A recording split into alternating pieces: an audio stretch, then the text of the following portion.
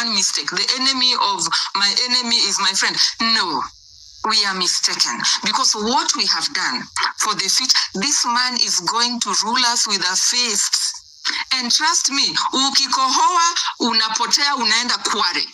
And we cannot allow such a dictator to rule us. If it was about being on... I yield my mic, sorry, thank you. All right, Nyaradu, I want to ask you a question. Yes, Kimuka, you're back? Yes, I'm back. Thank you once again for the opportunity. I agree with Glenn. Mic yako iko off, iko chini, so I'd like you to request the mic again. I think you are having an issue with the mic. Yes, thank you so much, Nyaradwen, for that. Let me go again to Resk.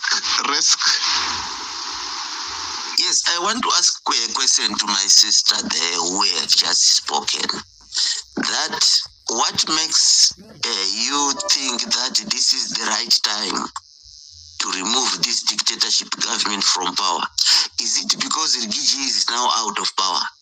Or is it because RUTO has fallen out of the mountain? Because you see, when Kenyans should work together is something which is lacking at the moment. Because there was a point in which Uhuru himself told you about the evil of this regime. But people never said anything. It is the mountain, the Mulima, that pushed RUTO to be in power. Despite the voice of Uhuru, Uhuru was going to the mountain telling you that one day you will remember me. And that is what has happened. And do you know that there was a point when Raila called for Maandamano, and almost nearly 100 people died during that Maandamano? Was it not also time that was ripe for the Kenyans to fight against the dictatorship? So that is why we are seeing that the Kenyans, they are not united when it comes to this issue. When it is pushed by Raila, some people, they don't listen. When it is pushed by another one, people don't listen. But now, because Gachagua is gone, possibly now Kenyans can unite with each other. So that is why I'm asking you a question now. Why do you think it is this right time and not the other times when people were dying, when they were dying for Kenya? On the space, guys, respect, lane discipline. My remove button here is faster than Speaker Wetangula's mute. Yes, so kindly respect the space and don't jump in when somebody is speaking. I know how to mute. Wow. You know, guys, I have seen about 10 MPs wakimutiwa kama space. Mr. Speaker. Okay, 1 minute. Okay, Mr. Speaker. And ikiwaka red ndio uko on. So sijui ni kama ni wale macost, wale wenye wamevaa green ndo macost wa weta. So wanakufinyia tu hapo kwa circuit breaker. Anyway, we have about 39 minutes to the top of the hour. I want to hear from Mr. Kilimanjaro Waithaka. Thank you so much, Pipita. I'm going to pick up from where I think Nyaradwen left. She made a very good point whereby she said that on the matter of IBC. Before I go there, I'm going to start with why I think the opportunity of having this guy sent home was ideal. Because more or less we are looking at it from this as a political angle, and I think like a lot of speakers are speaking here and trying to call out, an activity, trying to mobilize people to do something. I think if we look at how the movement started, how the revolution started, and where it is right now, it is because it is lacking the political elements. And in achieving some of the demands that are being laid out, I think the only means to do that is through politics. And that is why we should not have shunned about participating in the impeachment of the DP. This is something that actually the movement should have picked up and, fueled political debate around, and even they would have actually done political rallies. We would have even done a Kamkunji rally, just to try and fuel that, because eventually some of these things are going to be attained through politics. If you remember, I think when Kenya was trying to just tune for the multi-party, Section 2A, repealing in the constitution, in the old constitution, that was achieved through a political, political whipping, political rallies, and a political process. I think it's more or less, and if we were to use that, it was also a political process. It was also a revolution. It is more or less similar to what is happening right now. So I would urge guys to consider doing or considering, using politics as a means to an end, to achieving some of these things. And now to more tie into what Nyaraduen said about the IBC. I don't think the IBC demand should be coming right now, because if it was to come right now, then what? And if these guys can actually bring in the people they choose, it doesn't really matter, because they are going to put the people who they can, more or less control. But the only way the movement can achieve having to participate in, the IBC selection process is through political whipping.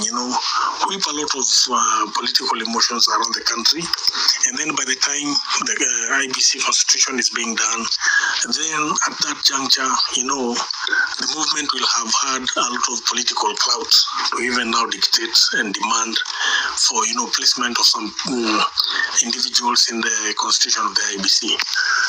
So I really support, the impeachment of this fellow. This guy would have he had an opportunity to redeem himself. But right now I think he's going home, unfortunately for him. And unfortunately for him also is that if he's going to be impeached through the Senate and also the courts, unfortunately for him now, even he's going that is more or less his exit from the political political arena, which is very unfortunate, because had he resigned, he would have gotten an opportunity to participate in the 2027 electoral cycle, influence, muscle, whatever. So he had an opportunity to be, relevant politically. But right now, I believe with the impeachment, he's going home for real. It is a win for the movement. That is how I see it.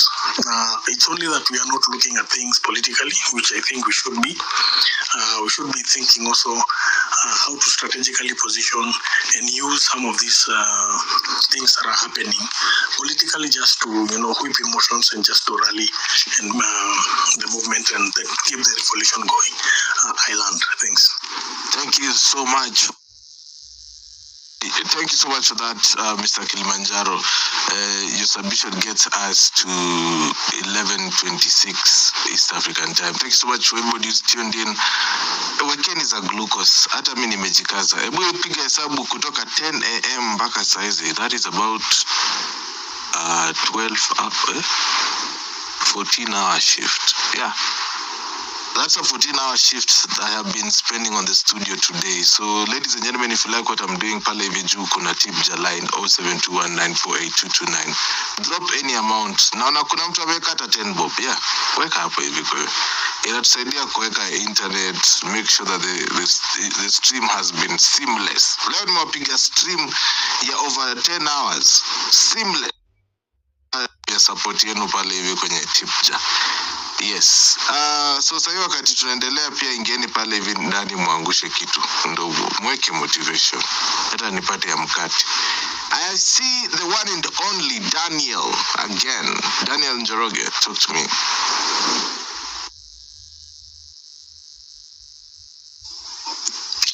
Hello, can you hear me? Yes, I can hear you. It's Daniel Njogu, not Njoroge. Oh, sorry. Nimona Njoroge, sasa I was like, okay, never mind. Tuendele. Fatigue. Yeah. understand. Okay, about today, me kwangu mi sijafurahia because number one, hiyo parliament imetuonyesha they are just being controlled.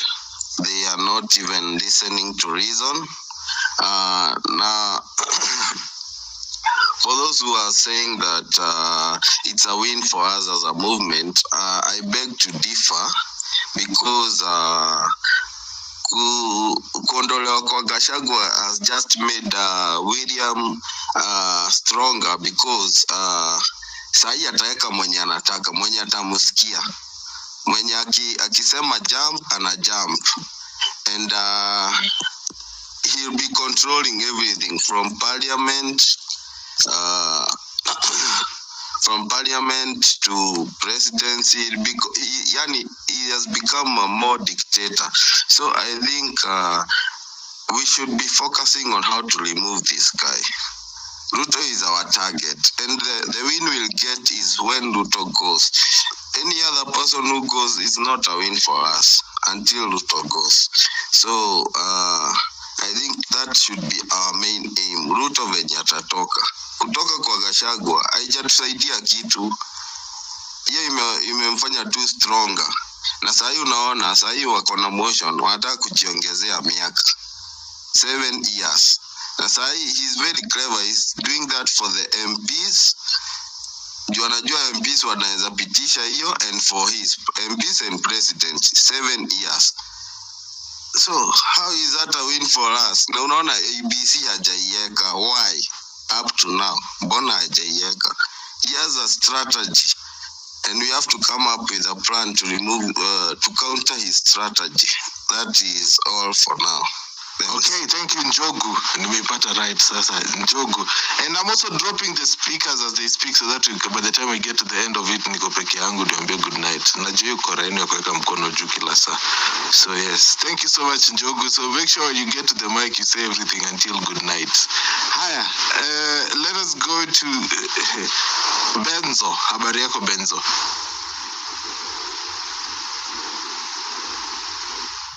Benzo, can you hear me? Justin Benzo, all right. I don't think Justin Benzo can hear me. All right, let's hear from Shushu. Shushu. Yes, Pipita. Hebu tuambie mafano wines. Naona tuko kwa last 30 minutes nikalale. Nataka nitoke nje kidogo kwa nini Nauliza hii space sababu nilikuona tangu asubuhi up to now. Pipita, ingekuwa ni studio tunapiga simu. In fact, hakuna mtu angeranda hapa 10 minutes. But hapa hii space imekuwa ni yetu. Tunakuja toa stress, tunakuja kupunguza hata pressure, na tunaiona ni mzuri. Kuna kitu umeweka tibja na namba ya simu. Sijui kama unakula lunch ama hii space ni ya government ama hii space ni ya NGO. Wewe unapata wapi pesa ya bundles? Ni kwetu sisi ama unajengine unapata bundles? Ninauliza tu swali ya ujinga. Because mimi nauliza tu wala